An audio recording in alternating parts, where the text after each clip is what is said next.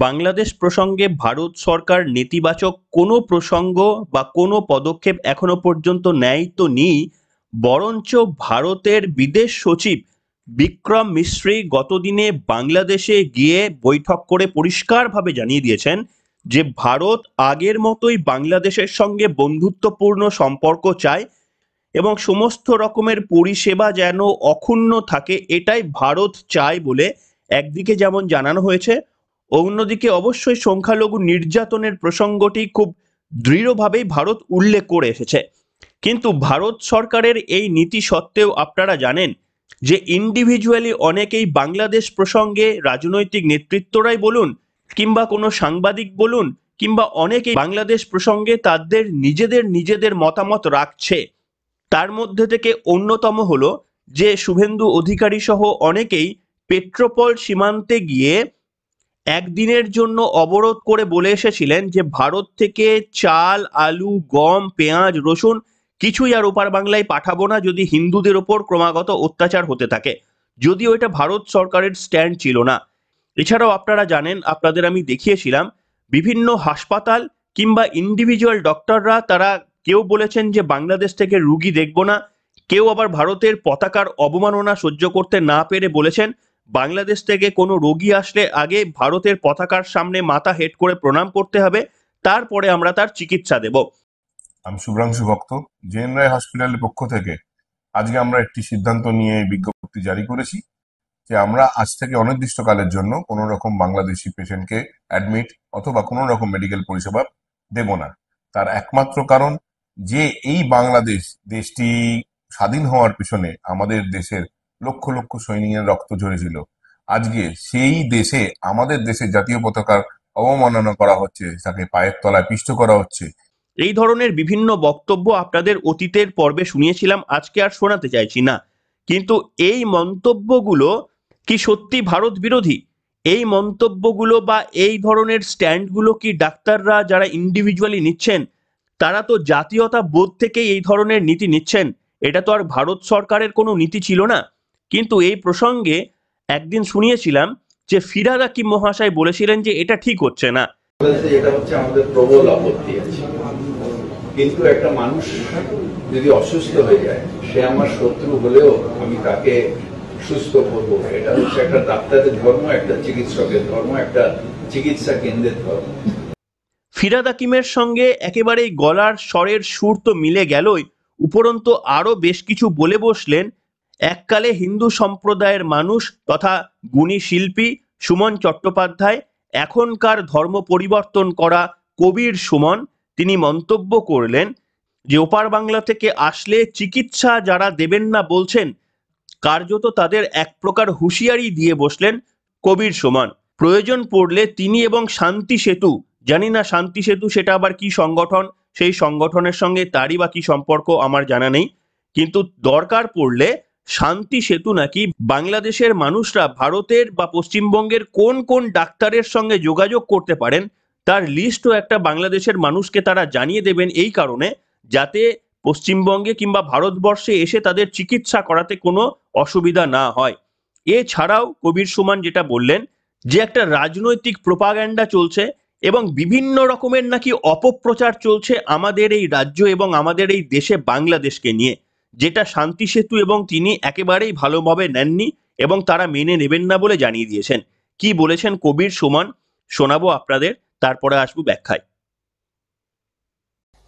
কলকাতার মানে ভারতের কিছু ডাক্তার হঠাৎ ঠিক করে ফেলেছেন যে বাংলাদেশের রোগীদের তারা দেখবেন না, তারা তাদের দেখবেন না। চমৎকার। শান্তি সেতু এর বিরোধিতা করছে এবং করে যাবে, এবং তার জন্য যদি দরকার হয় কোন চিকিৎসকের কাছে এলে বাংলাদেশের রোগীরা ঠিকঠাক যত্ন পাবেন সেই নামগুলো আমরা প্রকাশ করব। অন্যদিকে মিথ্যে খবর ভুরি ভুরি মিথ্যে খবর ভারতের কিছু সংস্থা, কিছু কি বলবো, কিছু পত্রিকা, কিছু সাইট তারা সমানে দিয়ে যাচ্ছেন। শান্তি সেতু এর বিরুদ্ধে, আমরা এর বিরুদ্ধে থাকব।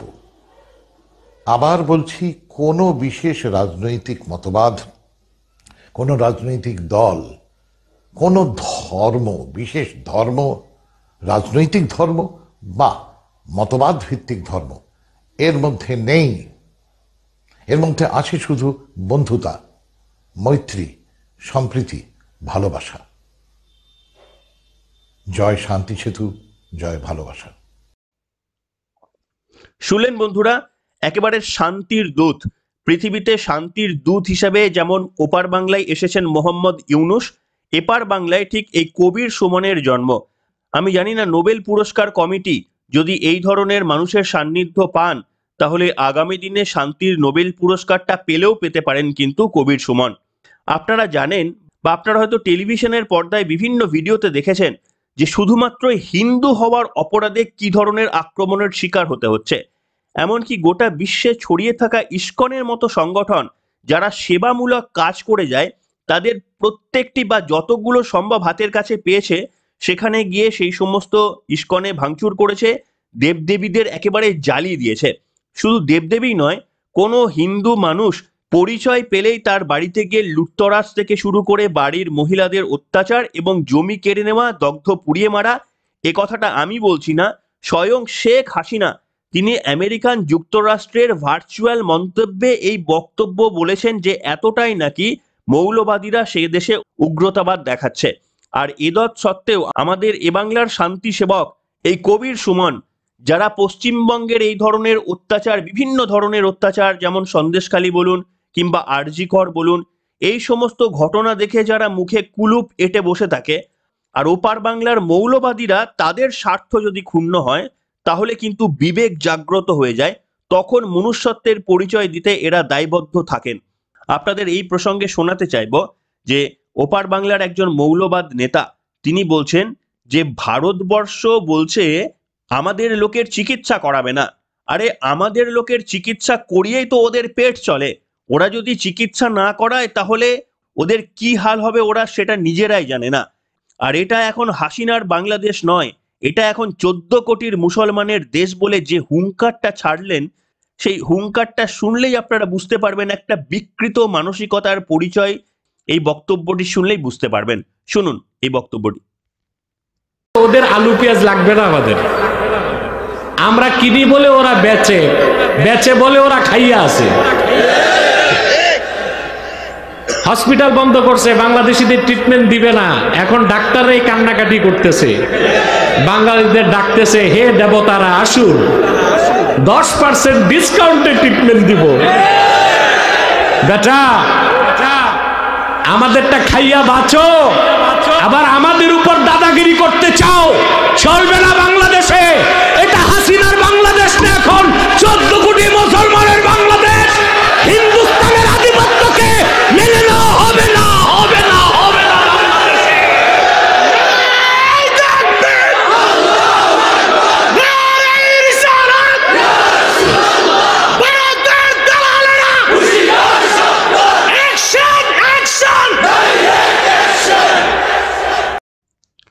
শুনলেন বন্ধুরা, হুঙ্কার দেখলেন?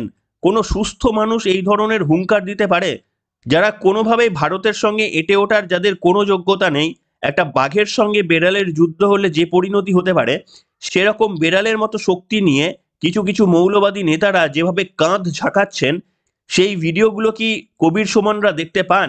আমার মনে হয় কবির সুমনের সঙ্গে যদি একটা এই ভদ্রলোকের, যিনি এইভাবে কাঁধ ঝাঁকিয়ে ঝাঁকিয়ে বক্তব্য বলেন, বেশ কিছুদিন আগে মমতা বন্দ্যোপাধ্যায়কে পর্যন্ত হুমকি দিয়েছেন, তো এই ব্যক্তির সঙ্গে যদি কবির সুমনের একটা সাক্ষাৎ পর্ব হয়, তাহলে আমরা কবির সুমনের কাছ থেকে সেই শান্তির বাণীর এক্সচেঞ্জ আমরা দেখতে চাইতাম একেবারে লাইভ টেলিকাস্টের মাধ্যমে। যদি এই দুই ব্যক্তির মধ্যে কখনো মুখোমুখি কোনো একটা সাক্ষাৎকারের ব্যবস্থা করিয়ে দেওয়া যেত। যে সন্দেশখালীতে যখন মৌলবাদী কিছু এপার বাংলা তৃণমূল কংগ্রেস আশ্রিত দুষ্কৃতীরা দিনের পর দিন অত্যাচার চালিয়ে গেছে, তখন তা নিয়ে কোনোদিন প্রতিবাদ করতে দেখেছেন? তা নিয়ে বিবেক কখনো জাগ্রত হতে দেখেছেন কবির সুমনের? অথচ ওপার বাংলায় কি ঘটছে, তারা চিকিৎসা পাচ্ছেন না, তার দায় কি ভারতের নাকি? তারা চিকিৎসা ব্যবস্থাকে আধুনিকীকরণ করেননি, যথেষ্ট চিকিৎসা তাদের নেই। ভারতের ওপর যদি তাদের চিকিৎসাতে নির্ভর করতে হয়, তাহলে ভারতের পতাকার ওপর পা মারিয়ে যাওয়াটা তাদের যে অন্যায়, এই বোধটা যে দেশ এবং দেশবাসীর নেই, সেই দেশবাসীকে উদার কণ্ঠে আমাদের চিকিৎসা ব্যবস্থা দিতে হবে। তাদেরকে প্রয়োজনে কোনো শিক্ষা দেওয়ার জন্য কোনো ব্যক্তি বা কোনো ডাক্তার বা কোনো হাসপাতাল ইন্ডিভিজুয়ালি যদি কোনো মত প্রকাশ করে, সেটা একটা বিশাল অপরাধের মধ্যে হয়ে যাবে। কিন্তু কবির সুমন বাবু, ওপার বাংলায় যে হিন্দুদের উপর গণনিধন যজ্ঞ চলছে, একবার তো মুখটা খুলে বলুন যে মৌলবাদী নেতারা তোমরা যেটা করছো এটা মানবতার লজ্জা, তোমরা আমাদের সমাজের হয়ে তোমরা আমাদের সমাজকে কলঙ্কিত করছো। এই বক্তব্যটা বলার একটা তো সৎসাহস দেখান। এই ধরনের সেকুলারিজম করে সারা জীবনটা তো কাটিয়ে দিলেন। আর একটু যদি জনসমীক্ষা করে দেখেন পশ্চিমবাংলার কত মানুষ, আপনার গানের কদর পশ্চিমবাংলার সকল মানুষ দেয়, কিন্তু আপনার মানবিকতার কদর পশ্চিমবাংলার কতজন মানুষ দেন সে খবর কি রাখেন? যদি না রাখেন তাহলে আজকের পর্বে আশা করি আমার কমেন্ট বক্সেই সাধারণ মানুষের প্রতিক্রিয়া দেখেই আপনি বুঝতে পেরে যাবেন যে সাধারণ মানুষ আপনার পক্ষে কতটা দাঁড়াতে চাইবে। হিন্দুদের উপর অত্যাচার নিয়ে যখন আপনাদের মুখ বন্ধ থাকে, অথচ ওপার বাংলার চিকিৎসা ব্যবস্থার দায় নাকি গোটা ভারতের, এইটা যদি আপনি মনে করে থাকেন তাহলে সেটা আপনার ভ্রান্ত ধারণা হতেই পারে। তার কারণ আমাদের দেশকে যারা অসম্মান করে, আমাদের দেশের পতাকার ওপর যারা হেঁটে বা মারিয়ে চলে যায়, তাদের লোককে সাদরে আমন্ত্রণ জানিয়ে আমাদের হোটেলের মধ্যে রেখে তাদেরকে একেবারেই রাজার মতো সুযোগ সুবিধা দিতে হবে, সুস্থ করে বাড়ি পাঠিয়ে দিতে হবে, এই দায় এবং দায়বদ্ধতা আপনি বরং নিতে পারেন। বরঞ্চ যারা অসুস্থ হয়ে গিয়েছেন তাদেরকে আপনি আমন্ত্রণ করে দুটি ভালো গান শোনান যদি, তাহলে আমার বিশ্বাস আপনার গান শুনে অনেকের মন ভালো হয়ে যেতে পারে। তো সেই কাজটা আপনি নিঃস্বার্থে করতেই পারেন।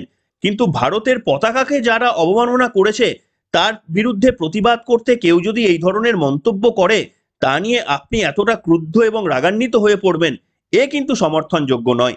আর সমর্থনযোগ্য নয় বলেই আপনাদের রাজ্য, যে তৃণমূল কংগ্রেসকে একেবারে আগলে বসে রয়েছেন আপনারা, আপনাদের রাজ্যের দার্জিলিং এর খবর রাখেন। আপনাকে দেখাচ্ছি খবর, বাংলাদেশি পর্যটকদের থাকতে দেওয়া হবে না দার্জিলিং এর হোটেলে, সিদ্ধান্ত ব্যবসায়ী সমিতির। এবার কি বলবেন কবির সুমন বাবু?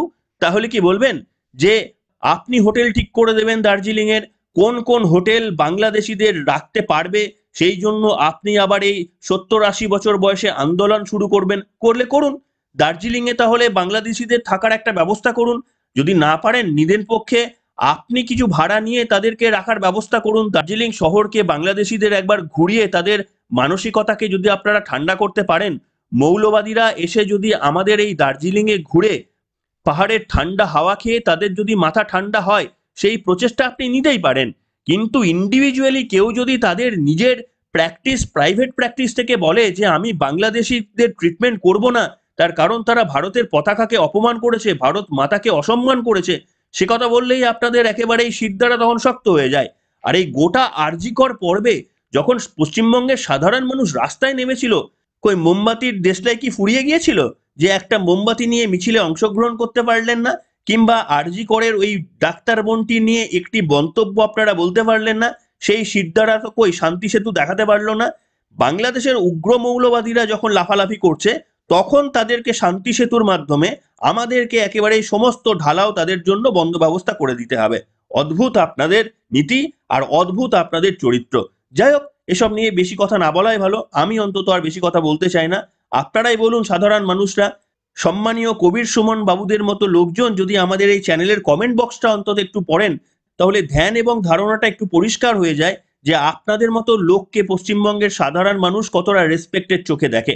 নিশ্চিতভাবে আপনি গুণী মানুষ, আপনার গুণের কদর সে তো সকলেই করে, কিন্তু মানুষ হিসাবে যে দৃষ্টান্ত আপনি একের পর এক পশ্চিমবঙ্গের বুকে স্থাপন করে যাচ্ছেন, সেই গুণের কদর কতজন করে তার কি একবার খোঁজ নিয়েছেন? আসুন না আজকে একবার কমেন্ট বক্সটাই আপনি ফলো করে দেখুন আপনার গুণের কতজন কদর করছে।